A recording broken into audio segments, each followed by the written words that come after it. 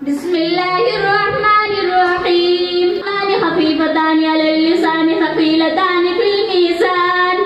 سبحان الله وبحمده سبحان الله العظيم.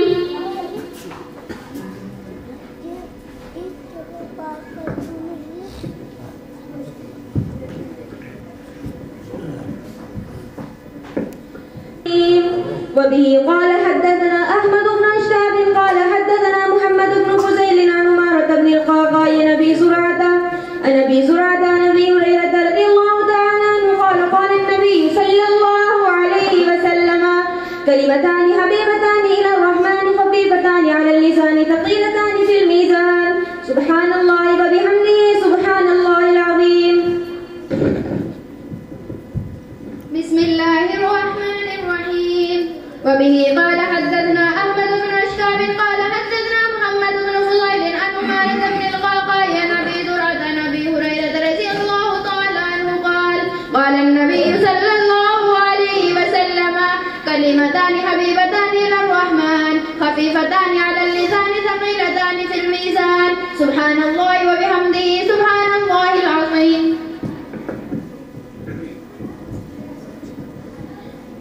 بسم الله الرحمن الرحيم. وبه قال حدثنا أحمد بن أشباب قال حدثنا محمد بن فضيل عن عمارة بن القعقاع عن أبي زرعة عن أبي هريرة رضي الله تعالى عنه قال قال النبي صلى الله عليه وسلم كلمتان حبيبتان إلى الرحمن خفيفتان على اللسان ثقيلتان في الميزان سبحان الله وبحمده سبحان الله العظيم. عن أبي هريرة رضي الله تعالى عنه قال قال النبي صلى الله عليه وسلم كلمتان حبيبتان إلى الرحمن خفيفتان على اللسان ثقيلتان في الميزان سبحان الله وبحمده سبحان الله العظيم. بسم الله الرحمن الرحيم.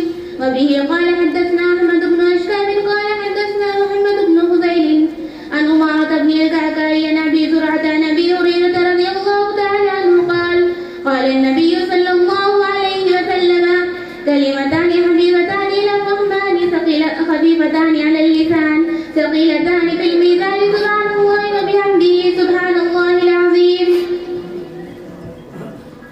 بسم الله الرحمن الرحيم. وبه قال حدثنا أحمد بن أشكاب قال حدثنا محمد بن فضيل عن عمارة بن القعقاع عن أبي زرعة عن أبي هريرة رضي الله تعالى عنه قال قال النبي صلى الله عليه وسلم كلمتان حبيبتان إلى الرحمن خفيفتان على اللسان ثقيلتان في الميزان سبحان الله وبحمده سبحان الله العظيم. قال النبي زرعة عن أبي هريرة رضي الله تعالى عنه قال قال النبي صلى الله عليه وسلم كلمتان حبيبتان إلى الرحمن خفيفتان على اللسان ثقيلتان في الميزان الله العظيم.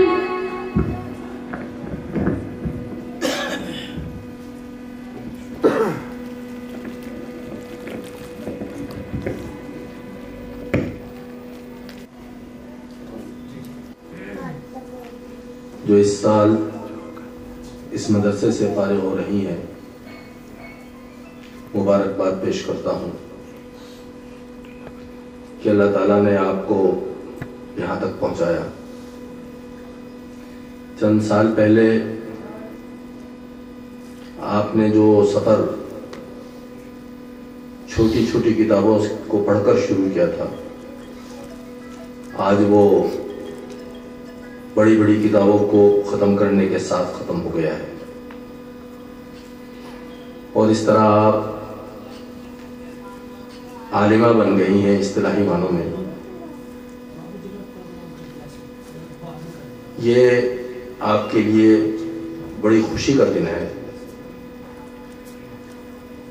اور آپ کے والدین کے لیے بھی کم خوشی کا دن نہیں ہے کیونکہ انہیں کی توجہ اور محنت سے اور انہیں کی قربانیوں کی وجہ سے آپ یہاں تک پہنچی ہیں. آپ کے والدین نے آپ کو یہاں چھوڑا یہ کم بڑی بات نہیں ہے۔ پھر آپ کی خبر گیری کی، آپ کی ذرا ذرا سی باتوں کا خیال رکھا، جدائی برداشت کی آپ سے تاکہ آپ عالمہ بن جائیں اور علم دین حاصل کر لیں، تو یہ آپ کے لیے بھی اور آپ کے والدین کے لیے بھی بہت خوشی کا دن ہے۔ میں آپ کو بھی اور آپ کے والدین کو بھی مبارکباد پیش کرتا ہوں۔ یہ جو کتاب آپ نے پڑھی ہے اور آپ اختتام کو پہنچی ہے، اور آپ نے اس کی کہ آخری باب کے آخری کتاب کے آخری باب کی آخری حدیث پڑھی ہے، یہ بخاری کہلاتی ہے۔ نام تو اس کا دوسرا ہے، طویل ہے، لیکن اختصار کے ساتھ اس کو بخاری کہتے ہیں، اور اس کے مصنف کو بھی بخاری کہتے ہیں، امام بخاری۔ سب سے زیادہ صحیح کتاب کہا جاتا ہے، اصح الکتب بعد کتاب اللہ، یعنی اللہ کی کتاب جو قرآن ہے اس کی صحت میں تو کوئی شبہ ہی نہیں ہے، اس کا تو ایک ایک حرف اور ایک ایک نقطہ بالکل صحیح ہے، جس طرح وہ نازل ہوا اس طریقے سے آج تک ہم تک پہنچتا رہا ہے، ہم اسے اپنے سینوں میں محفوظ کرتے رہے ہیں اور اپنے ہاتھوں سے اسے لکھتے رہے ہیں اور پڑھتے رہے ہیں، کوئی تبدیلی آج تک واقع نہیں ہوئی اور نہ قیامت تک ہوگی۔ اس کے بعد جو کتاب ہے صحیح ترین وہ یہ بخاری ہے، کیونکہ اس میں امام بخاری نے صحیح ترین احادیث کے انتخاب کا ایک بہت ہی اہم کام کیا ہے۔ ان کے حافظے میں لاکھوں احادیث تھی، ان احادیث سے انہوں نے ہزاروں کا انتخاب کیا، اور پھر ان ہزاروں میں سے 4000 کا انتخاب کیا اور 4000 کی حدیثیں اس میں لکھی۔ ویسے تو کل تعداد اس کتاب میں 7000 سے کچھ زیادہ ہے، لیکن کچھ حدیثیں مقرر بھی لائے ہیں، جیسے یہی حدیث جو آپ نے ابھی پڑھی ہے، کلمتان حبیبتان الرحمن والی حدیث، یہ پوری بخاری میں 4 جگہ آئی ہے۔ اسی طرح اور بھی روایات ہیں، کہیں 3 جگہ، کہیں 4 جگہ، کہیں 5 جگہ، تو 7000 احادیث میں سے پھر 4000 احادیث بچتی ہیں، اور ان کا انتخاب بھی کچھ ایسے ہی نہیں کر دیا سرسری طور پر، بلکہ ایک ایک حدیث کی سند کو انہوں نے چیک کیا،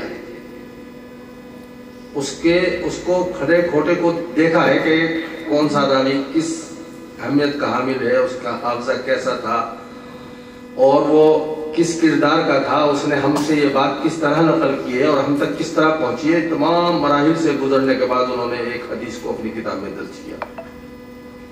پھر اسی طرح درج نہیں کر دیا، بلکہ انہوں نے پہلے ایک ایک حدیث کے سلسلے میں روزہ رکھا، 2 رکعت نماز پڑھی، استخارہ کیا، اور حرم شریف میں حرم کعبہ میں طواف کیا۔ طواف کرنے کے بعد اس حدیث کو اپنی کتاب میں درج کیا۔ اسی طریقے سے جب وہ مدینہ پہنچے تو ہر حدیث کو جس باب میں درج کرنا تھا اس باب کو انہوں نے، جو روضۃ من ریاض الجنہ اس میں بیٹھ کر لکھا، اور وہاں بھی یہی کیا کہ استخارہ کیا، روزہ رکھا، اور 2 رکعت نماز پڑھ کر پھر اس باب کو لکھا اور اس میں یہ حدیث درج کی۔ اس طریقے سے یہ 7000 احادیث انہوں نے 16 سال کی طویل مشقت کے بعد اس کتاب میں درج کی،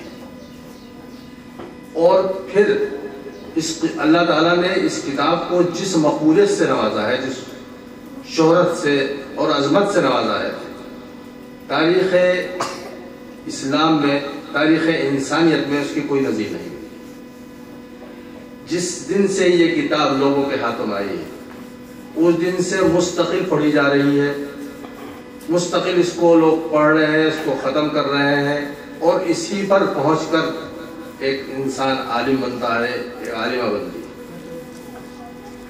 تو یہ طویل محنت کے بعد، طویل جدوجہد کے بعد انہوں نے اس کتاب کو لکھا، اور اس کتاب کو اللہ تعالیٰ نے شرف قبولیت سے نوازا کہ آج تک جتنے بھی مدرسے ہیں، درس نظامی کے ہوں یا کسی طرح کے بھی ہوں، سب مدرسوں میں یہ کتاب پڑھائی جاتی ہے۔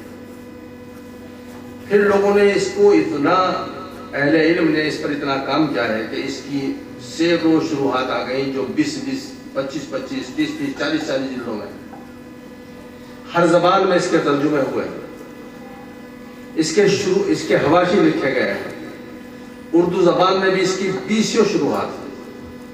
تو یہ سب اسی بات کی دلیل ہے کہ اللہ تعالیٰ نے اس کو قبولیت سے نوازا ہے، تبھی تو اہل علم اس پر ٹوٹے پڑ رہے ہیں، اور اس وقت تک کوئی بھی عالم نہیں بن سکتا جب تک اس کتاب کو نہ پڑھ لے۔ آپ نے یہ کتاب آج پڑھی، اللہ تعالیٰ نے امام بخاری کو بچپن ہی سے ایسے حافظے سے نوازا تھا جس کی کوئی نظیر نہیں ہے۔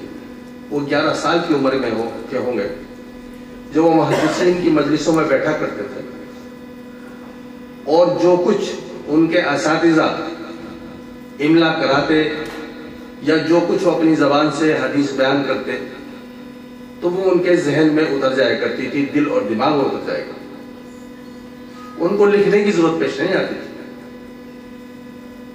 اور اگر کسی استاد نے غلطی سے کسی راوی کا نام غلط لے دیا یا حدیث میں کوئی لفظ آگے پیچھے کر دیا تو امام بخاری کا جو 11 سال کی عمر کے تھے اس قدر استحزار تھا کہ وہ فوراً عرض کرتے تھے کہ یا استاذی ھذا خطأ، کہ استاد یہ غلط ہو گیا۔ تو اساتذہ ان کے وزن کو محسوس کرتے تھے، جب وہ مجلس میں ہوتے تھے تو محسوس کرتے تھے کہ کوئی پڑھا لکھا بچہ جو ہے یہاں بیٹھا ہوا ہے، کوئی بات غلط زبان سے نہ نکل جائے۔ ان کے ساتھی کہتے تھے بھائی تم لکھتے کیوں نہیں؟ ہم تو لکھتے ہیں۔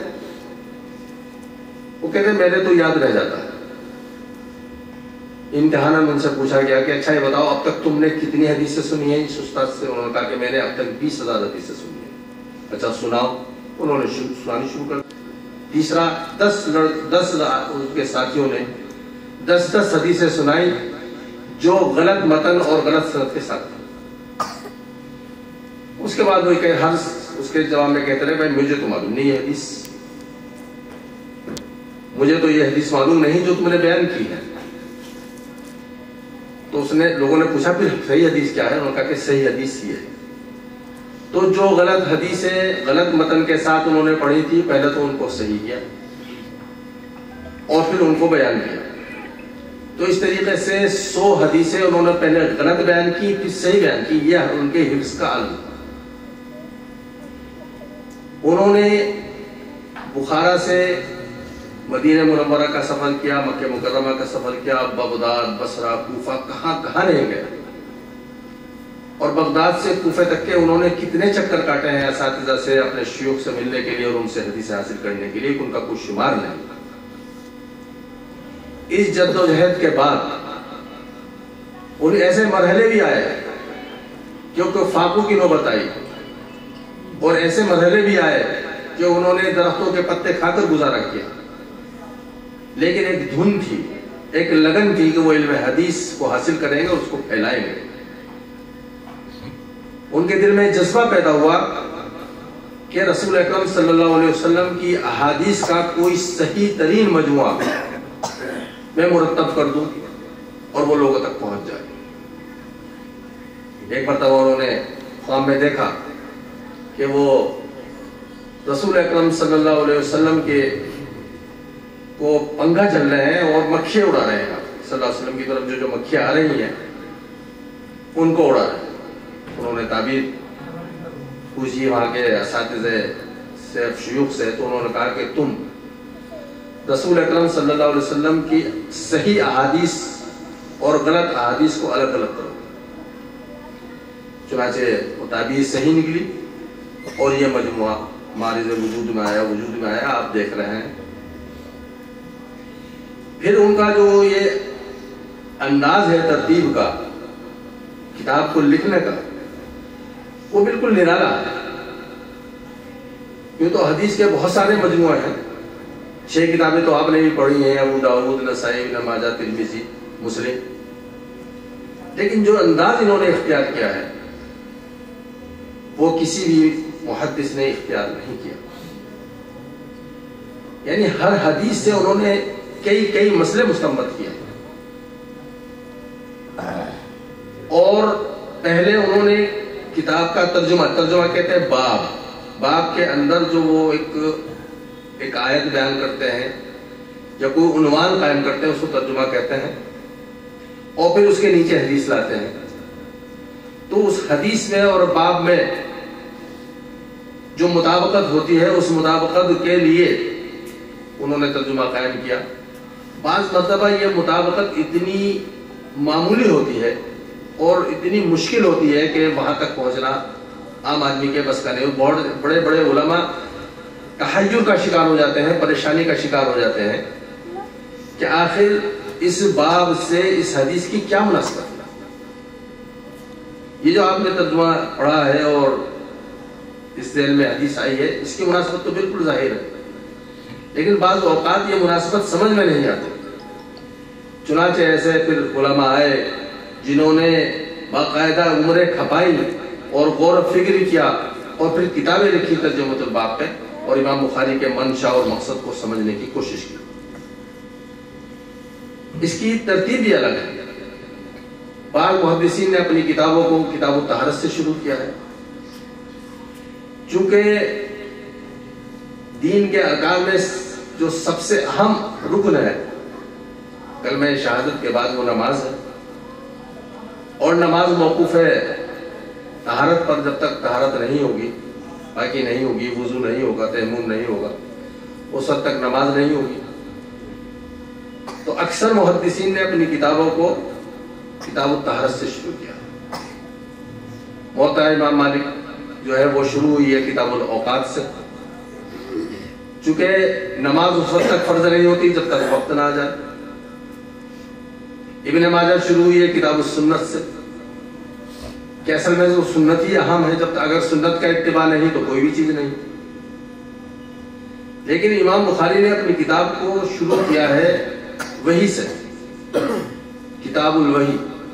سب سے پہلے وہ وحی کی جو احادیث ہیں کہ وحی کس طرح نازل ہوئی, کب نازل ہوئی, کیا طریقہ تھا نازل ہونے کا, اس سے ان احادیث سے اس کتاب کا آغاز کیا ہے.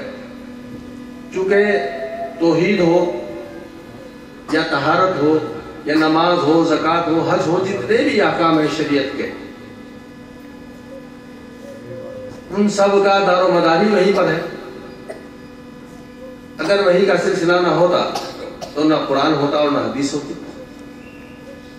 تو جو بنیادی چیز ہے اسلام کے اندر وہ وحی ہے کہ اللہ تعالیٰ نے اپنے نبی پاک صلی اللہ علیہ وسلم پر وحی نازل فرمائی اور جو وحی متلو ہوئی یعنی جس کی تلاوت کی جاتی ہے وہ قرآن کہلایا اور جس کی تلاوت نہیں کی جاتی وہ حدیث کہلائی. تو دونوں چیزیں چاہے وہ قرآن ہو چاہے حدیث ہو, دونوں کا منبع اور سرچشمہ جو ہے وہ حدیث وہی ہے اور وہی سے ہی ہمارے سارے دین کا آغاز ہوتا ہے اور دین کی بنیاد ہی وہی ہے. تو اس لیے انہوں نے اپنی کتاب کا آغاز وہی سے کیا. پھر سب سے پہلے جو حدیث کتاب الوحی میں ذکر کی ہے وہ ذکر کی ہے انما الاعمال بالنیات. حضرت عمر رضی اللہ تعالیٰ عنہ کی حدیث ہے کہ رسول اکرم صلی اللہ علیہ وسلم نے ارشاد فرمایا کہ تمام اعمال کی جڑ اور بنیاد جو ہے وہ نیت ہے. انما لامرئ ما نوى, آدمی جو نیت کرتا ہے وہی اس کو ملتا ہے. واقعی کی طرف بھی اشارہ کیا کہ ایک شخص نے کسی عورت سے شادی کرنے کی خاطر ہجرت کی, یعنی مکہ مکرمہ سے مدینہ منورہ جو سفر ہوا آپ صلی اللہ علیہ وسلم کا اور وطن چھوڑ کر آپ اور آپ کے صحابہ گئے, وہ ہجرت کہلاتی ہے. تو اسی میں ایک شخص جو ہے وہ ہجرت کر کے تو گیا لیکن دین کے خاطر نہیں, بلکہ ایک عورت چلی گئی تھی، اس کے پیچھے پیچھے ہو گیا، اس کے بارے میں فرمایا کہ اس کی ہجرت معتبر نہیں، چونکہ اس کی نیت ہجرت کی تھی ہی نہیں، اس کی نیت تو اس عورت سے شادی کرنے کی تھی۔ تو تمام اعمال کا دار و مدار نیت پر ہے۔ اس سلسلے میں قرآنی آیات بہت ہے، فَاعْبُدُوا اللَّهَ مُخْلِصِينَ لَهُ الدِّينَ، کہ دین کو خالص سمجھتے ہوئے عبادت کرو۔ لَن يَنَالَ اللَّهَ لُحُومُهَا وَلَا دِمَاؤُهَا وَلَكِنْ يَنَالُهُ التَّقْوَىٰ مِنكُمْ، کہ اللہ تک جو ہے نہ تمہارے گوشت پوست پہنچتا ہے جو تم قربانی کرتے ہو، بلکہ تقویٰ پہنچتا ہے۔ تقویٰ کیا چیز ہے؟ دل کی نیت اور دل کے ارادے کا نام۔ تو اصل چیز جو ہے وہ نیت ہے۔ اگر نیت اللہ کے لیے ہے تو آپ کا عمل صحیح ہے، چاہے وہ روزہ ہو، نماز ہو، زکوٰۃ ہو، حج ہو، کوئی بھی آپ کا عمل ہے اس وقت تک صحیح نہیں ہو سکتا جب تک آپ کی نیت اور آپ کا ارادہ اللہ کے لیے نہیں ہوگا۔ بہت سے حدیثیں بھی ہیں کہ آپ صلی اللہ علیہ وسلم سے پوچھا گیا کہ یا رسول اللہ، ایک شخص جو ہے وہ جنگ میں شریک ہوا ہے لیکن اس کا مقصد مال غنیمت کا حصول ہے اور شہرت حاصل کرنی ہے کہ بڑا بہادر ہے، بڑی اس نے قربانی دی ہے، بڑی تلواریں چلائی ہیں، بڑی تیریں چلائی ہیں، تو اس کو کیا اجر ملے گا؟ یہ شخص نے آپ صلی اللہ علیہ وسلم سے سوال کیا۔ آپ نے ارشاد فرمایا لا شیء لہ، اس کے لیے کچھ نہیں۔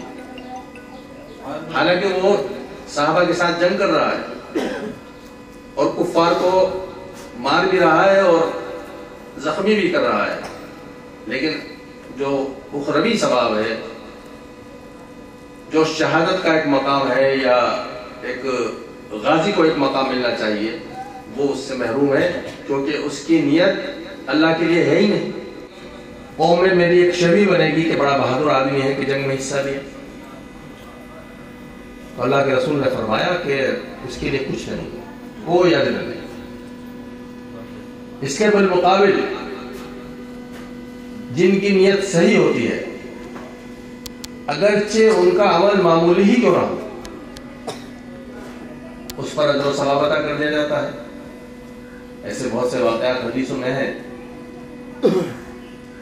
بنی اسرائیل کی ایک بدکار اور فاحشہ عورت تھی، وہ جا رہی تھی، اس نے دیکھا ایک کتا جو ہے وہ پیاس کی وجہ سے ہانپ رہا ہے اور بار بار کنواں قریب میں موجود ہے لیکن پانی نہیں ہے اور کتے کے بس کا نہیں ہے کہ وہ کنویں سے پانی نکال کر پی سکے۔ کیسے نکالا جائے؟ وہاں کوئی ایسا ڈول وول نہیں تھا، تو اس نے اپنا چمڑے کا جو موزہ تھا وہ نکالا اور اپنے دوپٹے کا کو اس نے رسی بنائی اور اس کو لٹکایا اور اس میں پانی بھر کے اس کتے کو پلایا۔ اس کے اسی عمل سے اس کی بخشش ہو گئی، حالانکہ وہ بدکار اور فاحشہ عورت تھی۔ تو ایک معمولی نے اس کو جو ہے اللہ کے یہاں بلند رتبہ جو ہے عطا کرا دیا۔ اسی طریقے سے ایک بزرگ ہے، وہ لکھا کرتے تھے، تصنیف و تعریف کے کام میں مشغول رہتے تھے۔ ایک دن لکھ رہے تھے کہ اچانک دیکھا کہ ایک مکھی جو ہے ان کے نب کے اوپر آ کے بیٹھ گئی جس سے وہ لکھ رہے تھے۔ اس کو پیاس لگ رہی تھی، وہ روشنائی چوسنے لگی، تو انہوں نے لکھنا موقوف کر دیا اور قلم کو ہاتھ میں پکڑے رہے یہاں تک کہ وہ روشنائی پی کر اڑ گئی، اسی پر بخش دیا۔ حالانکہ کوئی بہت بڑا کام نہیں ہے۔ حضرت مجدد الفسانی کا آپ نے نام سنا ہوگا، بہت بڑے بزرگ گزرے ہیں اور ان کو 1000 سال کا مجدد کہا جاتا ہے۔ قلم سے سیاہی جو ہے ان کے ناخن پر لگی رہ گئی، بیت الخلا گئے، بیٹھ گئے، نظر پڑی کہ ناخن پر سیاہی لگی ہوئی ہے اور اس سیاہی سے قرآن اور کی حدیث لکھی جاتی ہے۔ تو انہیں خیال آیا کہ یہ غلط ہے اور یہ سیاہی جو ہے ناپاک ہو جائے گی، تو اٹھے، باہر گئے، اس کو صاف کیا، پھر تشریف لے گئے۔ اللہ تعالیٰ نے ان کو اس معمولی سے عمل کی وجہ سے اتنی عزت اور سربلندی عطا کی کہ آج وہ مجدد الفسانی کہلاتے ہیں۔ हारून रशीद की बीवी जुबैदा का नाम आपने सुना होगा। बड़ी दीनदार औरत थी। कुरान करीम से खास तौर पर उसे बहुत शगफ था। उसके कुरान करीम से शगफ का हाल यह था कि उसकी 300 कनीजें थी जो सब की सब हाफिजा थी, और महल में हर वक्त कुरान करीम की आवाजें गूंजती रहती। उसने एक बहुत बड़ा अमल भी किया, और वो ये कि बगदाद से, नहर फरात से और मक्के मुकर्रमा तक, मीना और अरफात वगैरह के मैदानों में तक वहां एक नहर खुदवाई जिसके आसार आज तक मौजूद है, नहर जुबैदा के नाम से, और उसमें पानी जारी किया ताकि हुज्जाज को और रास्ते में चलने वालों को कोई परेशानी ना हो, और उनको ताज़ा पीने का पानी मिले और उनको क्या ना वुजू करने का पानी हासिल हो। कितना बड़ा अमल है, लेकिन उसकी बख्शिश इस अमल की वजह से नहीं हुई,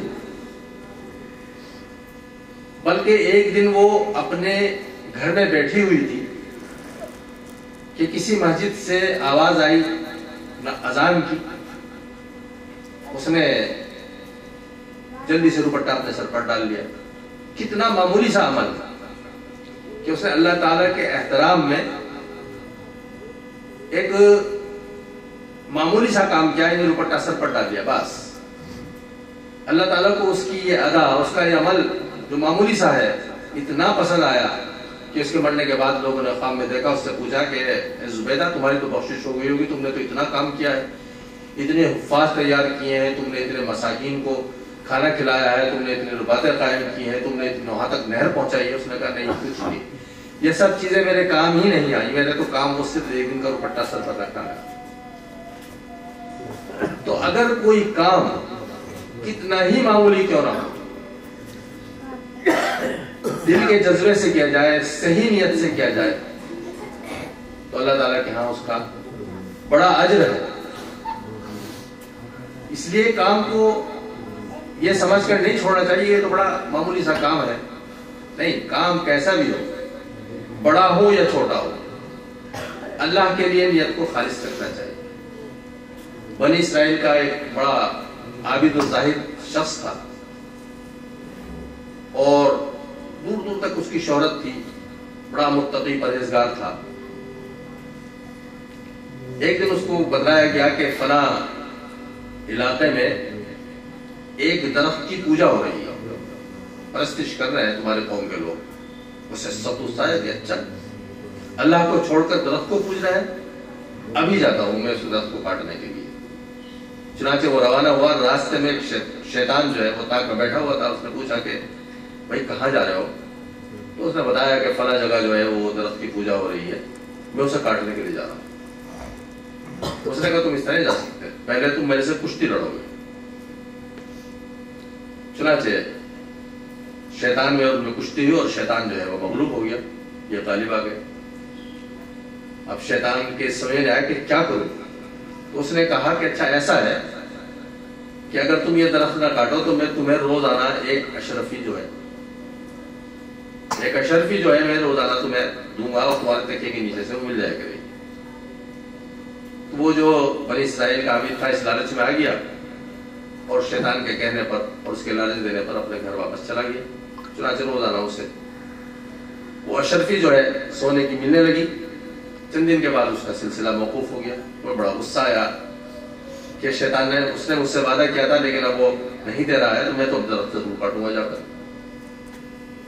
फिर रवाना हुए। शैतान फिर ताक में था कि भाई क्या हुआ, कहाँ जा रहे हो? उसने कहा भाई वो दरख्त काटने जा रहा हूँ। कि तुम तो पहले भी जा रहे थे? कहला मैं जा रहा था, लेकिन तूने जो है मुझे रोक दिया, और तूने मुझे अशरफियों को लालच दिया, और अब तू दे नहीं रहा है। उसने कहा भाई इस तरह नहीं जा सकते, पहले मेरी तुम्हारी कुश्ती होगी। चुनाचे कुश्ती हुई, तो ये आबिद साहब जो है वो मगलूब हो गए और शैतान गालिब हो गया। तो उन्हें बड़ी हैरत हुई। उसने कहा भाई पहले भी तू ही था और आज भी मैं ही हूं, क्या बात है कि मैं आज मगलूब हो गया हूं, पहले गालिब था, और पहले तू मगलूब था और मैं गालिब था। तो उन्होंने कहा कि पहले तेरी नियत जो है वो अल्लाह के लिए थी, और आज तेरी नियत जो है वो अल्लाह के लिए नहीं, बल्कि चंद सिक्कों के लिए। तो वो अशरफी जो है सोने की मिलने लगी। चुनाचे वो रवाना हुआ। रास्ते में शैतान जो है वो ताक में बैठा हुआ था। उसने पूछा कि फला जगह जो है वो दरख्त की पूजा हो रही है, अभी जाता हूं मैं उस दरख्त को काटने के लिए जा रहा हूँ। चुनाचे रोजाना उसे वो अशरफी जो है सोने की मिलने लगी। تو معلوم ہوا کہ اللہ تعالیٰ نیت کے ساتھ ہے، آپ جیسی نیت کریں گے ایسا ہی پھل ملے گا۔ بنی اسرائیلی کے تین نیک لوگوں کا قصہ حدیث کی کتاب بخاری شریف میں بھی ہے، مسلم میں بھی ہے، کہ وہ جا رہے تھے، سفر کر رہے تھے، تین آدمی رات کو ایک پہاڑ کی کوہ میں، غار میں جو ہے انہوں نے قیام کیا۔ زلزلہ آیا ہے، تیز ہوا چلی کہ ایک پتھر اوپر سے لڑک کر آیا اور پہاڑ کے دانے پر وہ جو غار تھا جس کے اندر وہ تینوں لیٹے ہوئے سو رہے تھے، وہاں کر وہ پتھر جو ہے چپک گیا۔ اب یہ بڑے پریشان کہ کس طریقے سے اس کو ہٹائیں۔ پتھر اتنا بھاری تھا کہ وہ تین مل کر بھی اسے نہیں ہٹا پائے، بہت کوشش کی، آس پاس کوئی نہیں تھا کہ اس کو آواز دے کر بلاتے اور پتھر ہٹواتے۔ تو آپس میں انہوں نے طے کیا کہ بھائی ہمیں اللہ سے دعا کرنی چاہیے، اور جو بھی ہم نے نیک اعمال کیے ہیں ہمیں ان کا حوالہ دینا چاہیے۔ اگر وہ ہم نے نیک عمل جو ہے وہ اللہ کے لیے کیا ہوگا تو یقیناً اللہ جو ہے یہ پتھر سرکا دے گا۔ چنانچہ وہ تینوں دعا میں مشغول ہو گئے۔ اس میں سے ایک شخص نے یہ دعا کی کہ اللہ میں بہت گنہگار آدمی ہوں، لیکن میں اپنے والدین کا بڑا فرمانبردار ہوں۔ ایک مرتبہ ایسا ہوا کہ میری والدہ سو رہی تھی، سوتے سوتے انہیں پیاس محسوس ہوئی اور انہوں نے مجھے آواز دی کہ بیٹا ذرا پانی دینا۔ میں پانی لے کر گیا تو وہ سو چکی تھی دوبارہ۔ میں کھڑا رہا، میں نے جگایا نہیں، ایسا نہ ہو کہ ان کی نیند تو خراب ہو جائے، اور وہاں سے واپس بھی نہیں آیا، ہٹا بھی نہیں، ایسا نہ ہو کہ وہ دوبارہ اٹھے اور ان کو پانی کی طلب ہو۔ چنانچہ صبح ہو گئی، صبح جب ہوئی تو انہوں نے مجھ سے کہا کہ بیٹا پانی، تو میں نے پانی دیا، پیش کیا، تو میں پوری رات پانی لے کر کھڑا رہا۔ تو اللہ اگر یہ میرا عمل خالص تیرے لیے ہے تو اس پتھر کو ہٹا دے۔ چنانچہ پتھر تھوڑا سا سرک گیا۔ اب دوسرے شخص نے دعا کی کہ یا اللہ میرے والدین ضعیف ہیں، بیمار ہیں، اور میں محنت مزدوری کرتا ہوں، اور جب میں رات کو واپس آتا ہوں تو میرے بچے اور والدین جو ہے وہ جو کما کر لاتا ہوں ان کو کھا کر وہ گزارا کرتے ہیں۔ ایک دن ایسا ہوا کہ میں دیر میں پہنچا اور میرے والدین سو گئے۔ میں نے بچوں سے کہا کہ جب تک میرے والدین نہیں کھائیں گے تب تک ہم بھی نہیں کھائیں گے۔ چنانچہ والدین سوتے رہے۔ صبح جب وہ اٹھے تو سب سے پہلے میں نے والدین کو کھانا دیا، پھر ہم نے کھایا۔ اے اللہ اگر یہ میرا عمل تیری رضا کے لیے تھا تو اس کو قبول فرما اور یہ پتھر ہٹا دے۔ چنانچہ پتھر اور سرک گیا۔ تیسرے شخص نے دعا کی کہ اللہ میری ایک چچا زاد بہن ہے، میں اس کی قربت چاہتا تھا اور اس کو طرح طرح کے لالچ دیا کرتا تھا۔ میں چاہتا تھا کہ وہ میرے قریب آ جائے، لیکن وہ انکار کرتی تھی اور قریب نہیں آتی تھی۔ ایک دن ایسا ہوا کہ وہ خود ہی آ گئی اور اس نے مجھ سے کچھ پیسے مانگے، ضرورت مند تھی۔ میں نے کہا کہ اگر میری خواہش پوری ہو جائے تو میں تجھے دے دوں گا، حالانکہ وہ انکار کرتی رہی۔ لیکن جب اس نے دیکھا کہ کوئی راستہ اس کے علاوہ نہیں ہے تو اس نے مجبوراً حامی بھر لی۔ میں نے اس کو پیسے دے دیا اور یہاں تک کہ وہ میرے کنٹرول میں، قابو میں آ گئی۔ غلط ہے اور اس سے اللہ ناراض ہوگا۔ مجھے جائز طریقے سے مجھے قربت حاصل کرنی چاہیے، ناجائز طریقے سے نہیں حاصل کرنی چاہیے۔ تو چنانچہ میں ہٹ گیا اور میں نے اسے جانے دیا۔ تو اللہ اگر میرا یہ عمل تیرے لیے تھا، خالص تیرے لیے تھا، تو اس کو جو ہے تو قبول فرما، دے پتھر کو ہٹا دے۔ چنانچہ پتھر پوری طرح ہٹ گیا۔ تو دیکھیے جو اعمال اللہ کے لیے ہوتے ہیں، اللہ کی رضا کے لیے ہوتے ہیں، وہ رائے گاہ نہیں جاتے، اور ان کے حوالے سے مانگی ہوئی دعائیں بھی رد نہیں ہوتی، دعا بھی ضائع نہیں ہوتی۔ جیسا کہ آپ نے اس واقعے میں دیکھا کہ ایک بڑا پتھر جسے 100 آدمی مل کر نہیں اٹھا سکتے تھے، وہ ان 3 آدمیوں کی اس دعا سے قبول ہو گئے کہ ہم نے فلاں عمل تیرے لیے کیا تھا، اے اللہ اور سنبھل کے بدلے تو ہماری یہ دعا قبول فرما لے۔ چنانچہ وہ ایک بھاری پتھر جو ہے وہ ہٹ گیا۔ اور اس طرح کے واقعات ہم دیکھ رہے ہیں کہ جو کام اخلاص کے ساتھ کیا جاتا ہے وہ اللہ تعالیٰ کے ہاں قبول ہوتا ہے۔ اب آپ دارالعلوم دیوبند ہی کی مثال دیکھ لیجیے، یہ اخلاص کے ساتھ قائم کیا ہوا ایک چھوٹا سا ادارہ تھا۔ ایک طالب علم اور ایک استاد کے ذریعے یہ ایک چھوٹی سی مسجد میں بیٹھ کر یہ ادارہ شروع ہوا، تعلیم کا سلسلہ شروع ہوا۔ کیونکہ جن لوگوں نے اس ادارے کو قائم کیا ان کے دل میں یہ جذبہ نہیں تھا کہ شہرت ہوگی، پیسہ کمائیں گے، بڑی بڑی عمارتیں ہوں گی، بلکہ ان کے دل میں یہ جذبہ تھا کہ ہم اس کے ذریعے علم پھیلائیں گے، قرآن و حدیث کی تعلیم دیں گے، عالم بنائیں گے۔ حضرت مولانا محمد قاسم نانوتوی نے، جن کو جو اس کے بانی ہیں اصل دارالعلوم دیوبند کے، ایک مرتبہ خواب دیکھا کہ وہ خانہ کعبہ کی چھت پر کھڑے ہوئے ہیں اور ان کی 10 انگلیوں سے پانی کے چشمے نکل رہے ہیں اور اقصائے عالم میں ساری دنیا میں بہہ رہے ہیں۔ اس وقت تو ان کے تعبیر سمجھ میں نہیں آئی، لیکن بعد میں یہ خواب ایک سچ، ایک حقیقت واقعہ بن کر ثابت ہوا کہ اللہ تعالیٰ نے ان کے ذریعے دارالعلوم کا جو فیض ساری دنیا میں جاری ہوا ہے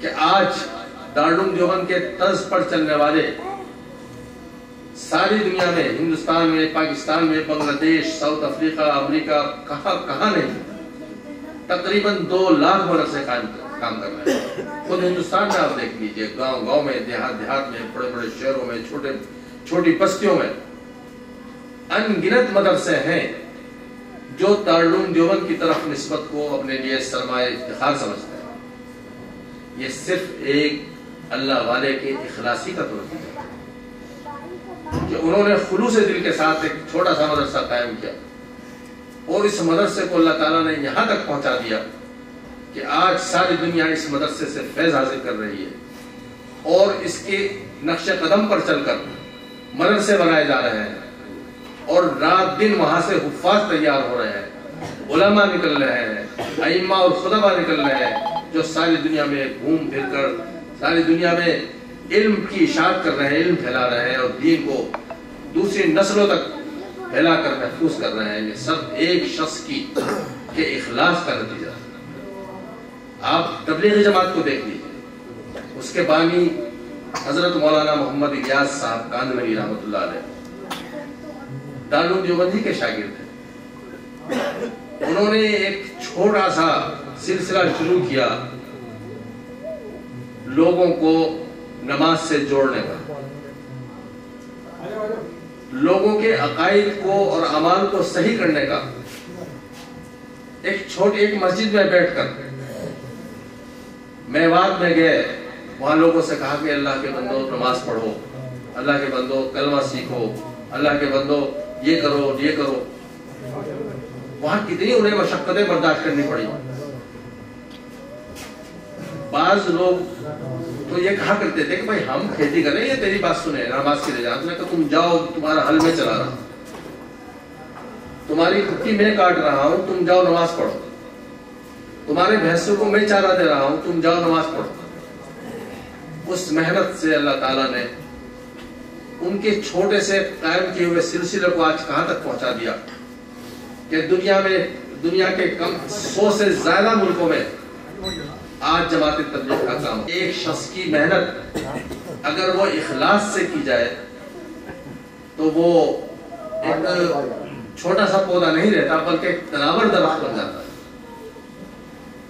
دارالعلوم دیوبند کے فیض کہاں تک نہیں پہنچا۔ حضرت مولانا تقی عثمانی صاحب لکھتے ہیں کہ میں وہاں گیا جہاں 6 مہینے دن اور 6 مہینے رات رہتی، 6 مہینے تک سورج ہی نہیں نکلتا، اور جب سورج نکل جاتا ہے تو 6 مہینے تک غروب ہی نہیں ہوتا. وہاں بھی میں نے ایک مسجد میں دارالعلوم دیوبند کے ایک فاضل کو دیکھا. تو دارالعلوم دیوبند کے فضلاء کہاں نہیں ہے. خود ہمارے ساتھ یہ واقعہ پیش آیا کہ ملیشیا جانا ہوا تو وہاں کی جو کوالالمپور یونیورسٹی ہے اس کی مسجد میں تراویح کی نماز پڑھ کر ہم لوگ نکلے، میں اور میری اہلیہ. ہم انتظار کر رہے تھے کہ کوئی ٹیکسی ملے اور ہم اپنے ٹھکانے پر پہنچے کہ اتنے میں ایک گاڑی ہمارے قریب آ کر رکی. اس میں ایک عرب استاد جو اس کے تھے یونیورسٹی کو بیٹھے ہوئے تھے، جیسا کہ انہوں نے بعد میں تعارف کرایا. انہوں نے مجھ سے پوچھا کہ آپ مجھ سے جائیں گے عربی میں. میں نے کہا کہ ٹھیک ہے، آپ اگر ہمیں لفٹ دینا چاہیں. تو ان کے ساتھ ان کی اہلیہ بھی تھی، وہ پیچھے بیٹھ گئی، ہماری اہلیہ وہ دونوں میں آگے بیٹھ گیا. تو راستے میں بات شروع ہوئی تو انہوں نے مجھ سے پوچھا آپ کہاں کے ہیں. میں نے بتایا ہندوستان میں کہا کہ میں نے کہا دلی میں کہا کہ میں نے کہا دیوبند. دیوبند کا نام سنتے ہی انہوں نے گاڑی ایک طرف روک دی. میں ڈرا، میں نے کہا معلوم نہیں وہ دیوبند سے کچھ کہیں بریلوی تو نہیں ہے، کچھ دوسرے تو نہیں ہے. لیکن وہ اترے اپنی سیٹ سے، میرا دروازہ کھولا، مجھے اتارا اور گلے ملے بہت ہی اتفاق کے ساتھ اور بڑے خوش ہو کر. اور انہوں نے بعد میں یہ کہا کہ یہ آج جو ہمارے پاس علم ہے دین کا، اور آج جو ہم نماز کے اور روزے کے پابند ہیں، ہمارے ہاں جو مدارس کا سلسلہ ہے، آج جو ہمارے ہاں قرآن اور حدیث پڑھایا جا رہا ہے، وہ سب دیوبند کی دین ہے. وہ الجزائر کے رہنے والے تھے. انہوں نے بتایا کہ میرے استاد شیخ ابو بکر الجزائری حضرت مولانا حسین احمد مدنی کے شاگرد تھے. جب وہ مدینہ منورہ میں پڑھایا کرتے تھے مسجد نبوی کے اندر، اس وقت شیخ ابو بکر الجزائری نے ان سے تعلیم حاصل کی. اور جب تعلیم حاصل کر لی تو ان کا ارادہ یہ تھا کہ وہ یہیں قیام کریں مدینہ منورہ میں. لیکن حضرت مولانا حسین مدنی نے ان سے کہا کہ نہیں، تمہاری ضرورت الجزائر میں. اس وقت الجزائر میں پر انگریزوں کا قبضہ تھا اور دین کا سلسلہ بالکل ختم ہو چکا تھا.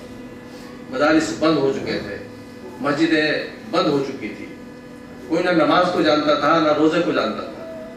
ایسے حالات میں شیخ ابو بکر الجزائری جو ہے وہ اپنے وطن پہنچے اور انہوں نے وہاں دین کا کام شروع کیا. اور آج وہاں الحمدللہ اسلامی ملک بنا ہوا ہے اور سینکڑوں مدارس اور ہزاروں مساجد جو ہیں وہ نمازیوں کے لیے اور پڑھنے والوں کے لیے کھلی ہوئی ہے. تو ان صاحب کا جو کوالالمپور یونیورسٹی میں پڑھاتے تھے، ان کا کہنا یہ ہے کہ یہ سب دیوبند کا فیض ہے. تو دیکھ لیے ایک شخص کے اخلاص کی برکت سے آج کہاں تک نہیں دین پہنچ رہا ہے. یہی حال اس کتاب کا ہے کہ انہوں نے اخلاص کے ساتھ یہ کتاب لکھی تو اللہ تعالیٰ نے اس کو اتنی مقبولیت سے نوازا کہ آج ہر مدرسے میں یہ کتاب پڑھائی جا رہی ہے. ہر منتہی طالب علم جب تک عالم نہیں بنتا جب تک یہ کتاب نہ پڑھ لے. صرف اخلاصی کی برکت سے یہ اللہ تعالیٰ نے اس کتاب کو یہ عظمت اور یہ درجہ اور یہ بلندی عطا فرمائی. ابھی آپ نے جو کتاب التوحید ہے، یہ جو سلسلہ چل رہا ہے، کتاب التوحید میں 58 باب ہیں اور یہ اس کا آخری باب ہے. اور اس باب میں جو انہوں نے ترجمہ باندھا ہے وہ یہ ہے: باب قول اللہ ونضع الموازین القسط لیوم القیامہ وَأَنَّ أَعْمَالَ بَنِي آدَمَ وَقَوْلَهُمْ يُوزَنُ. کہ اللہ تعالیٰ کے جو قول ہے، ارشاد ہے اللہ تعالیٰ کا، وَنَضَعُ الْمَوَازِينَ الْقِسْطَ لِيَوْمِ الْقِيَامَةِ، کہ ہم قیامت کے دن انصاف کی ترازویں قائم کریں گے. ایک بات تو یہ ہے. دوسری بات یہ ہے وَأَنَّ أَعْمَالَ بَنِي آدَمَ وَقَوْلَهُمْ تُوزَنُ. تو ترازویں جو قائم ہوں گے خامخواہ تو قائم نہیں ہوں گے. بلکہ انسانوں کے اعمال جو کچھ وہ کرتے ہیں اور ان کے اقوال جو کچھ وہ بولتے ہیں وہ سب ان ترازوؤں میں رکھ کر تولے جائیں گے. تو یہ تولنا ہوگا، اس کی نوعیت کیا ہوگی یہ تو اللہ اور اس کا رسول جانتے ہیں، ہمیں نہیں معلوم. لیکن ایک روایت میں ہے کہ حضرت داؤد علیہ السلام نے عرض کیا، یا اللہ قیامت کے دن جو آپ میزان قائم کریں گے تو ذرا اس کا ایک نمونہ تو دکھلا دیں. تو ان کو دکھلایا گیا کہ بہت بڑی میزان ہے، اس کے بڑے بڑے پلڑے ہیں، ایسے پلڑے کہ ان میں دنیا سما جائے. تو یہ دیکھ کر گھبرا گئے. انہوں نے عرض کیا، رسول اللہ یا اللہ اتنی بڑی بڑی ترازو ہیں، آخر ان میں کیا تولا جائے گا؟ ایک انسان کے اعمال کا، اس کے اقوال کا وزن ہی کتنا ہوتا ہے. میں کہا نہیں، بلکہ بعض اعمال ایسے ہوتے ہیں حالانکہ وہ دیکھنے میں چھوٹے ہوتے ہیں مگر ہم ان کا اجر و ثواب پہاڑوں سے بھی زیادہ دیں گے. جتنے بڑے بڑے پہاڑ ہیں ان سے بھی زیادہ وزنی ہوں گے وہ اعمال. ظاہر ہے پہاڑ جو ہے وہ ان پلڑوں میں، چھوٹے پلڑوں میں نہیں سما سکتے، ان کے لیے بڑے بڑے پلڑوں کی ترازو کی ضرورت ہے. اس لیے قیامت کے دن بڑی بڑی ترازویں قائم کی جائیں گی اور ان میں اعمال رکھے جائیں گے، اعمال اور اقوال رکھے جائیں گے اور پھر ان کا وزن ہوگا. ایک فرقہ ہے اسلام میں، اس کا نام ہے معتزلہ. معتزلہ انکار کرتے ہیں کہ بھائی اعمال کا وزن کیسے ہو سکتا ہے؟ ایک شخص نے کوئی بات کہی، اس کا وزن کیسے ہو سکتا ہے؟ ایک شخص نے نماز پڑھی، اس کا وزن کیسے سکتا ہے؟ یہ کوئی اجسام تھوڑی ہے، یعنی نہ نماز کا کوئی جسم ہے، نماز پڑھی ختم. آدمی نے کوئی لفظ بولا ختم. وہ تھوڑے ہی کہ وہ پتھر کی شکل میں ہو گیا یا وہ کوئی مجسم شکل اختیار کر گیا، کچھ نہیں. تو جو چیز مجسم نہیں ہے، جس کا وہ آراز ہے، یعنی وہ ہمیں نظر نہیں آ رہے ہیں، تو ہم یعنی اس کو وزن کیسے کیا جائے گا؟ تو یہ معتزلہ کا ایک اعتراض تھا. حالانکہ یہ اعتراض آج کے زمانے میں تو بالکل باطل ہے. پہلے زمانے میں تو یہ اعتراض ہو سکتا تھا، اس وقت یہ چیزیں نہیں تھی جو آج ہیں. آج ہواؤں کا وزن ہو رہا ہے، آج ماحول میں پھیلی ہوئی کثافت کا وزن ہو رہا ہے کہ کتنا گرد و غبار ماحول میں ہے، کتنا شور ماحول میں ہے، اس کا وزن کیا جا رہا ہے. تو یہ سب پہلے دور کی باتیں ہیں، لیکن آج کے دور میں تو یہ بات سمجھ میں آتی ہے کہ اعمال اگرچہ ہمیں نظر نہیں آ رہے ہیں، لیکن اللہ تعالیٰ کے پاس ایسے تھرمامیٹر ہیں، ایسی ترازویں ہیں، ایسے پیمانے ہیں جن سے ہم یہ وزن، اللہ تعالیٰ یہ وزن کرے گا اور اس کے نتیجے میں ہمیں جو ہے اجر اور ثواب حاصل ہوگا. جو بندے گناہگار ہیں ان کو اپنی کرنی بھگتنی ہوگی. تو یہ جو حدیث ہے اس میں امام بخاری کی سند بھی بڑی مختصر بھی ہے. بعض روایتوں میں 3 ہی راوی ہیں آپ صلی اللہ علیہ وسلم تک پہنچنے کے، اور بعض میں 4 ہیں، تو اس میں بھی 4 ہیں. اور امام بخاری بعض اوقات ایسی چیزیں لاتے ہیں. اب اسی سند میں دیکھیے کہ 2 جگہ تو حدثنا ہے، یعنی ہم سے حدیث بیان کی، یہ لفظ ہے حدیث حدثنا. 2 جگہ قالا ہے، یعنی اسلامی نے کہا قالا، اور 2 جگہ انا ہے، یعنی ان سے روایت ہے. پھر یہ جو آخری حدیث اور پہلی حدیث ہے، پہلی حدیث جو راوی ہے اس کے راوی ہے حمیدی، اور یہ جو آخری حدیث ہے اس کے راوی ہے احمد. تو امام بخاری کو یہ ظاہر کرنا مقصود ہے کہ چاہے ابتدا ہو کتاب کی، چاہے انتہا ہو، ہر حالت میں قابل تعریف جو ذات ہے وہ اللہ کی. اسی طریقے سے جو پہلی روایت ہے وہ حضرت عمر رضی اللہ تعالیٰ عنہ سے ہے، اور یہ جو آخری روایت ہے یہ حضرت ابو ہریرہ رضی اللہ تعالیٰ عنہ سے ہے۔ حضرت ابو ہریرہ حضرت عمر جو تھے وہ اپنے حفظ و اتقان میں کوئی ثانی نہیں رکھتے، یعنی ان کا حافظہ انتہائی زیادہ تھا، مضبوط تھا، اور حضرت ابو ہریرہ روایات میں ان سے بہت زیادہ روایات مروی ہیں۔ تو یہ ثابت کرنا ہے کہ جس طریقے سے ایک راوی کے اندر حفظ و اتقان ہونا چاہیے، اسی طریقے سے ایک راوی کے اندر کثرت روایات بھی ہونی چاہیے۔ تو اس طریقے سے امام بخاری نے بہت ساری چیزیں نئی نئی اپنی سندوں میں، اپنے ترجموں میں، اپنی حدیث لانے میں رکھی ہیں، جن کو دیکھ کر آدمی حیران رہ جاتا ہے کہ اللہ تعالیٰ نے ان کو کتنا علم دیا تھا اور کتنا فہم دیا تھا اور کیسی بصیرت سے نوازا تھا۔ آپ تمام طالبات نے پورے سال اس کتاب کو پڑھا ہوگا اور یہ تمام عجائبات دیکھے ہوں۔ اس میں جو حضرت ابو ہریرہ سے روایت ہے کہ آپ صلی اللہ علیہ وسلم نے ارشاد فرمایا کہ دو کلمے ہیں، کلمتان حبیبتان الی الرحمن، دو کلمے ہیں جو اللہ کو، رحمان کو بہت محبوب ہے۔ اب آدمی یہ سوچتا ہے کہ وہ دو کلمے جو اللہ کو بڑے محبوب ہیں وہ تو بڑے ہوں گے اور ان کی یہ شان ہوگی اور ان کو تو پڑھنا بھی بڑا مسئلہ ہوگا، لیکن اگلے جملے سے انہوں نے، یعنی آپ صلی اللہ علیہ وسلم نے یہ اشکال دور کر دیا اور فرمایا خفیفتان علی اللسان، بہت زیادہ بڑے نہیں، بہت زیادہ مشکل نہیں ہے، بلکہ خفیفتان علی اللسان، زبان سے ادا کرنے میں بہت ہلکے ہیں، بڑے معمولی ہیں، ایک عام آدمی بھی اس کو آسانی سے یاد کر سکتا ہے، پڑھ سکتا ہے۔ تو پھر ذہن میں آتا ہے کہ اگر اتنے معمولی ہے تو اس کا ثواب بھی بہت معمولی ہوگا۔ اگلے جملے سے یہ بات بھی ختم ہو گئی کہ نہیں، معمولی نہیں ہے، اگرچہ وہ بہت معمولی جملے ہیں، بڑے ہلکے ہیں، ثقیلتان فی المیزان، لیکن جب ان کو ترازوؤں پہ رکھا جائے گا، اللہ تعالیٰ کے یہاں جب اس کو ترازو پہ رکھا جائے گا تو ان کو بڑے بھاری ہوں گے وہ۔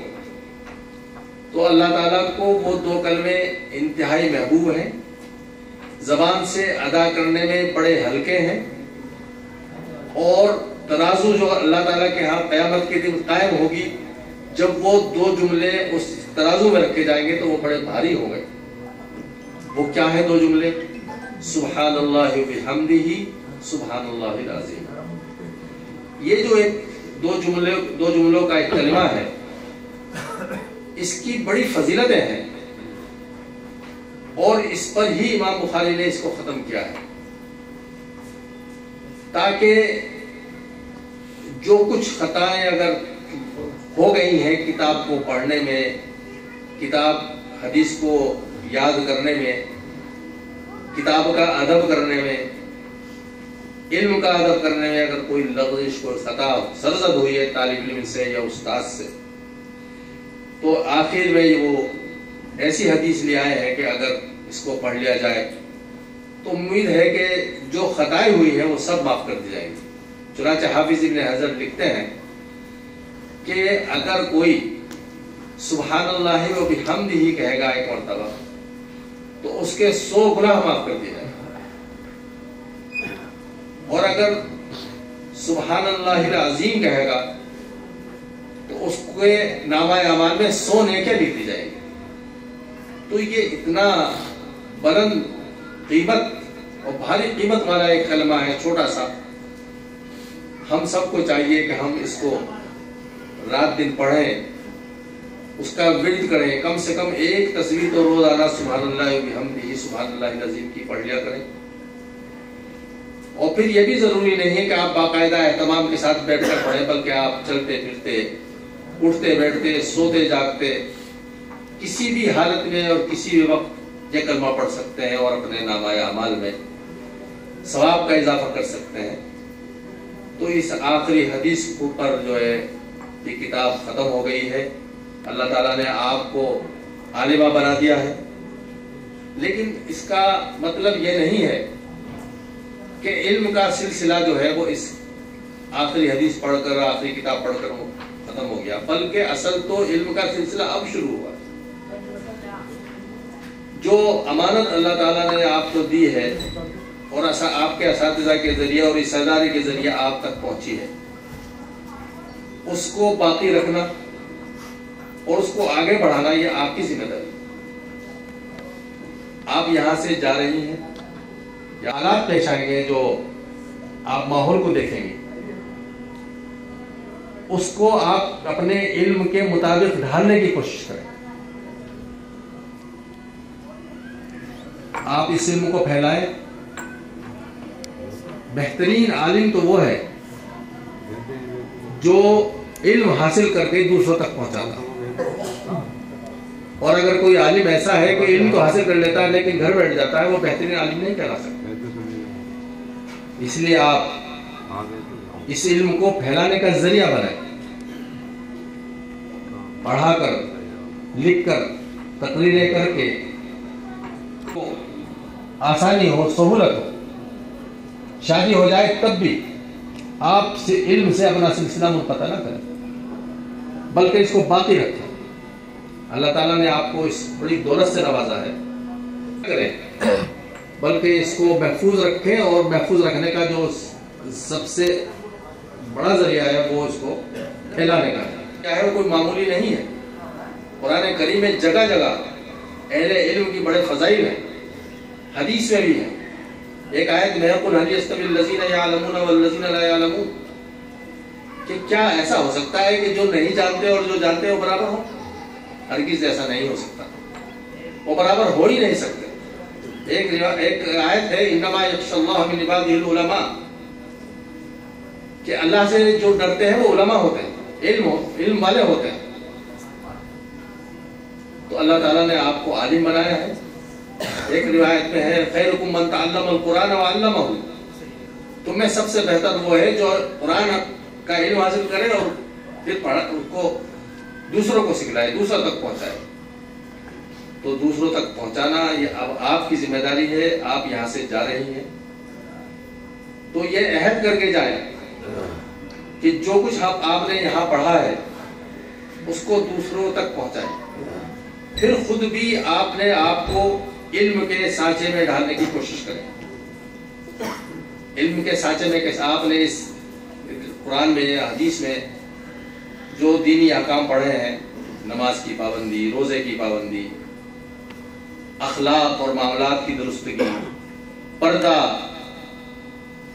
اور یہ ساری چیزیں آپ کو یہاں بتلائی گئی ہیں، پڑھائی گئی ہیں، تو اس لیے نہیں پڑھائی گئی کہ محض آپ پڑھ لیں اور ان کو تاپ کو اٹھا کر رکھ دیں، بلکہ اس لیے پڑھائی گئی ہیں تاکہ ان پر عمل کریں۔ آج کے ماحول میں پردہ بہت ضروری ہے۔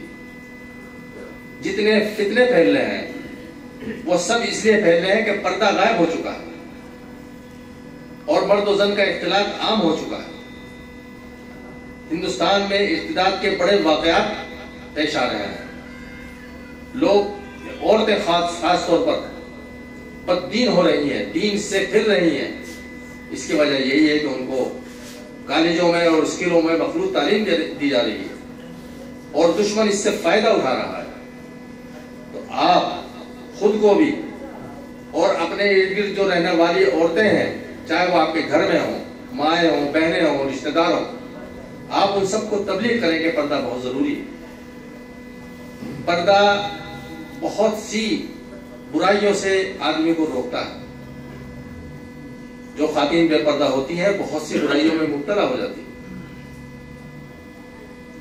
تو اللہ تعالیٰ آپ کی حفاظت کرے اور آپ کو دین پر چلنے کی توفیق عطا فرمائے، جو آپ نے حاصل کیا ہے اس کو محفوظ رکھنے کی توفیق عطا فرمائے، اس دین کو پھیلانے کا آپ ذریعہ بنے، اور جو سلسلہ حدیث کا آپ نے پڑھا ہے اس پر عمل کرنے کی توفیق ہو۔ آخر میں جو طریقہ ہے وہ یہ ہے کہ حدیث کی سند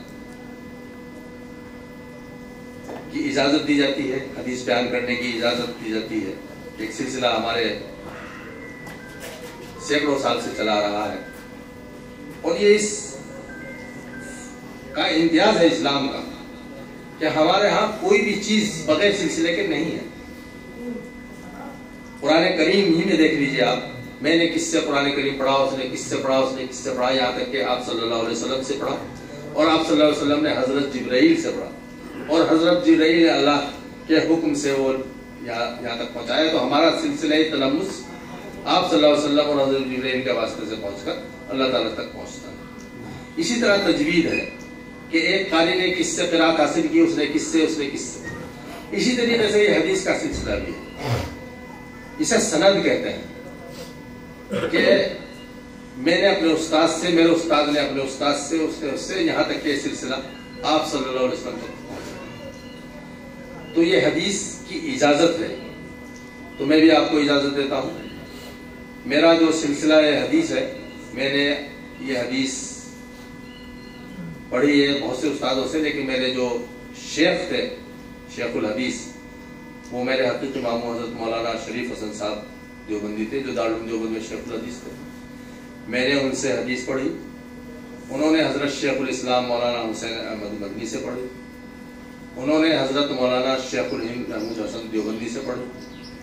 انہوں نے حضرت مولانا محمد قاسم نانوتوی سے پڑھی. انہوں نے شیخ عبد الغنی مجددی سے پڑھی. انہوں نے اپنے شیخ حضرت شاہ اسحاق صاحب سے پڑھی.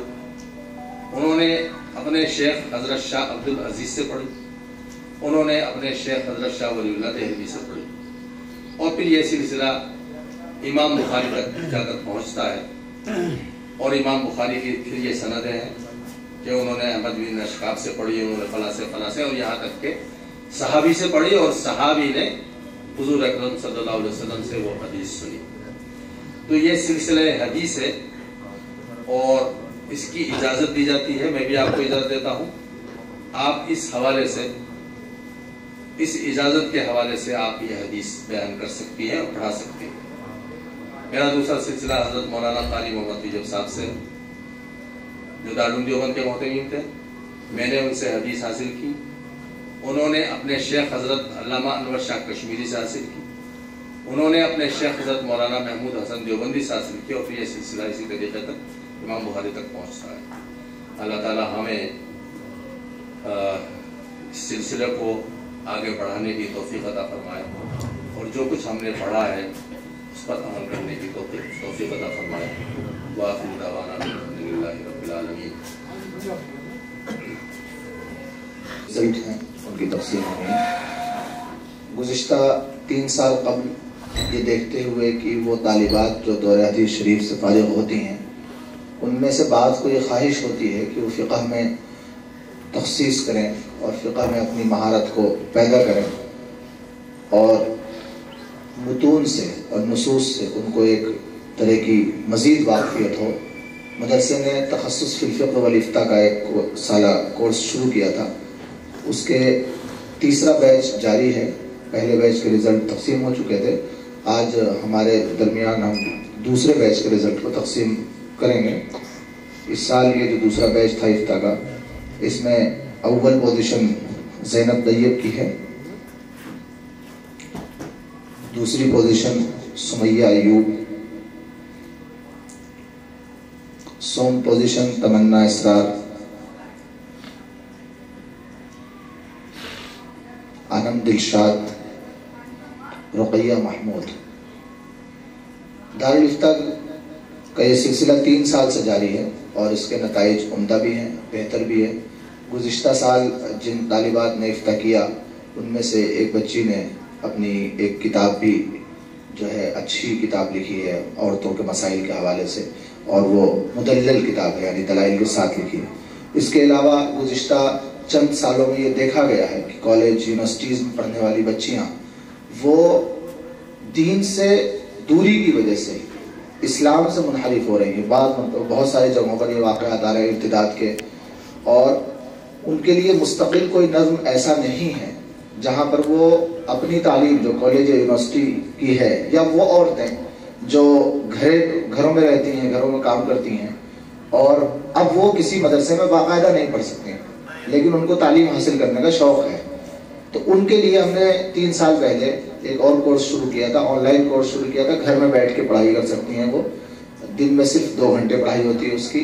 2 سال کا کورس ہم نے شروع کیا تھا، اس کا بھی تیسرا بیچ چل رہا ہے. 2 بیچ اس کے بھی نکل چکے ہیں. ان کے 2 بیچ کے ہمیں تو بہت پہلے سے اس کی تیاری نہ تھی، اس لیے تمام بچے تو نہ آ سکے، لیکن جو بچے آئے ہیں ان کے رزلٹ ان کے بھی تقسیم ہونے ہیں. یہ کورس بہت مفید ہے. اگر آپ کے آس پاس ایسی بچیاں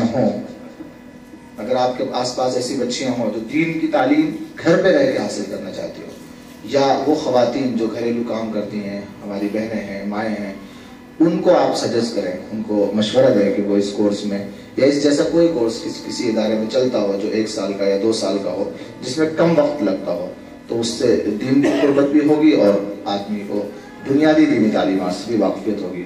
تو 2 سالہ دینی تعلیمی کورس جو تھا، اس کے پہلے سال کے 3 طالبات یہاں موجود ہیں اور اتفاق سے تینوں کی پوزیشن بھی ہے. ایک آمنہ سعود ہیں، شاہ گل راشد، انشا فاطمہ، یہ بالترتیب اول دوم سوم پوزیشن ہے. یعنی آمنہ سعود اول پوزیشن، شاہ گل راشد دوم پوزیشن اور انشا فاطمہ سوم پوزیشن. دوسرے سال کے بھی بچوں میں جو پوزیشن ہولڈرز ہیں انہی کے نام میں بتا رہا ہوں.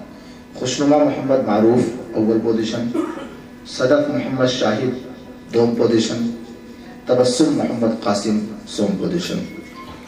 اس کے علاوہ آپ کو معلوم ہے کہ ادارے کے اندر جو بھی کورسز چلتے ہیں، ہم نے گزشتہ 2 سال پہلے حالات کو دیکھتے ہوئے ادارے کی باقاعدہ NIOS بورڈ سے مانیتا لی، منظوری لی، اور بچوں کو جو ایک CBSE نصاب ہوتا ہے NCERT کی طرف سے مانیتا، اس کو پڑھانے کی مکمل کوشش کر رہے ہیں اچھی صلاحیت کے لیے، تاکہ بچیاں صرف اور صرف یہ نہ ہو کہ وہ عالمہ ہیں، بلکہ دنیا کے حالات سے ان کو مکمل واقفیت ہو اور جو بنیادی ضروریات دنیاوی اعتبار سے ہوتی ہیں ان کی تکمیل کرنے کے لائق وہ ہو سکیں.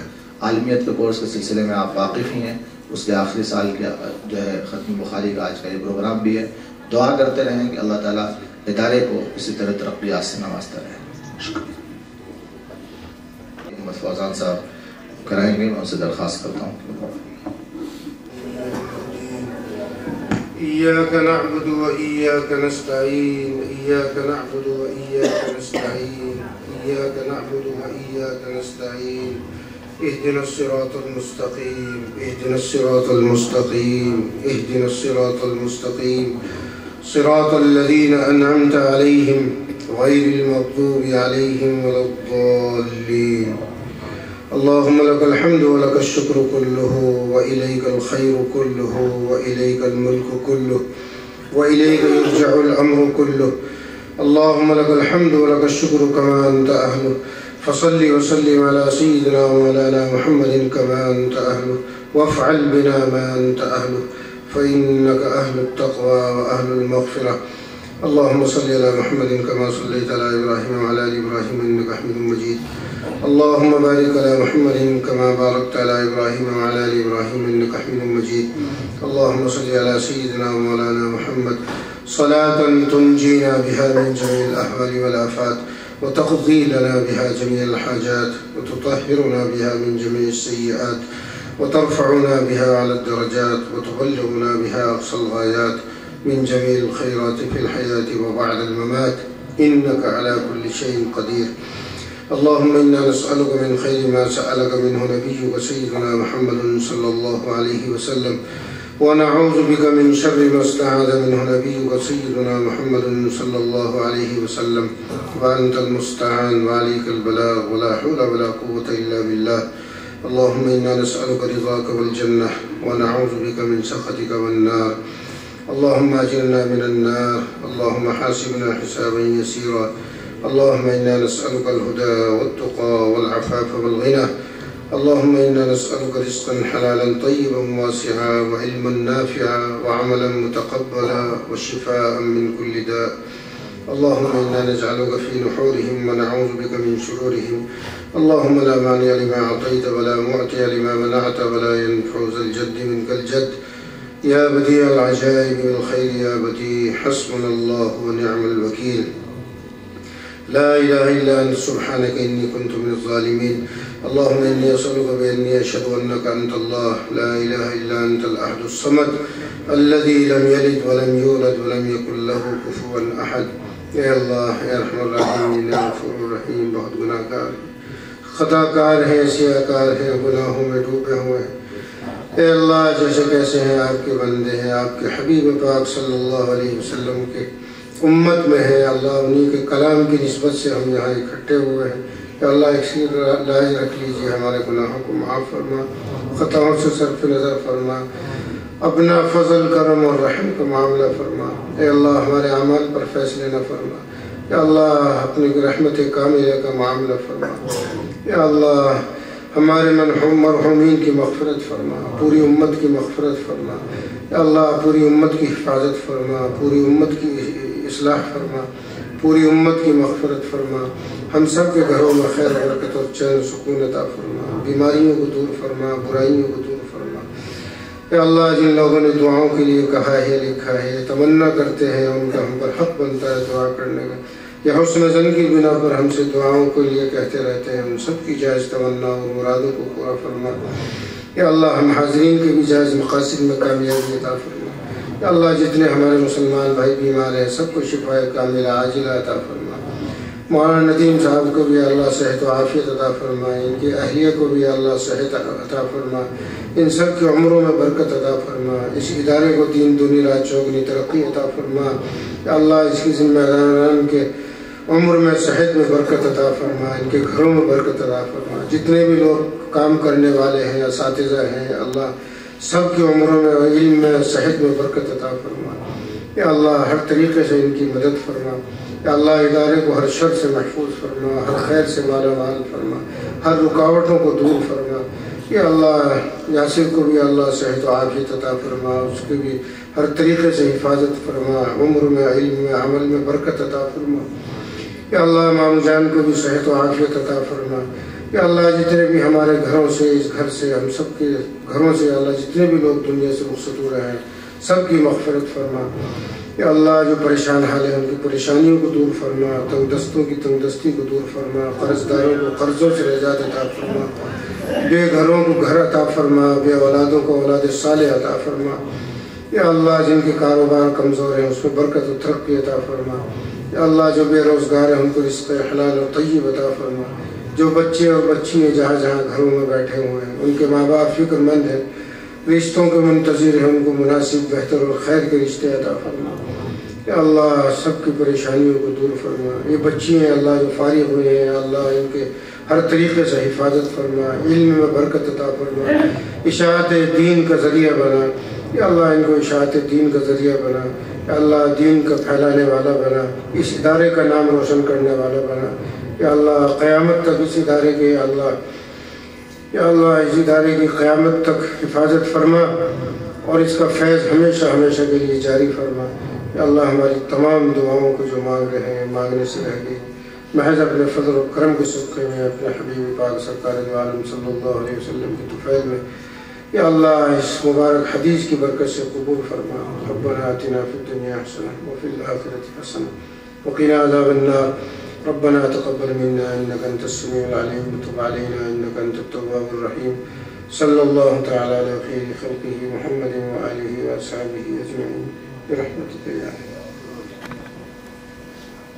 سب سے پہلے تو میں آپ تمام مہمانان کرام کا بہت بہت شکریہ ادا کرتی ہوں کہ آپ نے سفر کی صعوبتیں برداشت کر کے اور اس سردی کے موسم میں، جبکہ موسم اس وقت بہت زیادہ سردی ہو رہی ہے اور ہر طرف ایک کوہرے کی چادر لپٹی ہوئی ہے، تو اس میں آپ نے یہاں آنے کی زحمت گوارا کی، تو اس کے لیے میں آپ کا بطور ذمہ دار کے بہت زیادہ شکریہ ادا کرتی ہوں اور آپ کو بہت بہت مبارکباد دیتی ہوں جن کی بچوں نے اس وقت دورہ حدیث شریف کے آخری سبق کا درس لیا ہے، کہ یہ ان کے لیے بہت بڑی سعادت عظمیٰ ہے کہ انشاءاللہ یہ بچیاں یہاں سے فارغ ہو کر جا رہی ہیں تو ان کے لیے نہ صرف دنیا کے لیے بلکہ آخرت کے لیے ان کے لیے بہترین ان کی انشاءاللہ نجات کا ذریعہ بنیں گی۔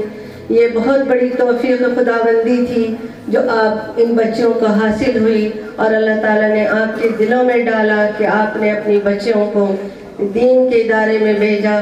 آج الحمدللہ ہم پوری اس کے ساتھ، پوری ذمہ داری کے ساتھ الحمدللہ یہ بات کہہ رہے ہیں کہ ان کے اساتذہ نے پوری کوششیں کی ہیں، پوری اپنی صلاحیتیں، اپنے دن رات اپنا محنتیں کر کے ان کی تعلیم و تربیت میں کوئی کسر نہیں چھوڑی ہے۔ الحمدللہ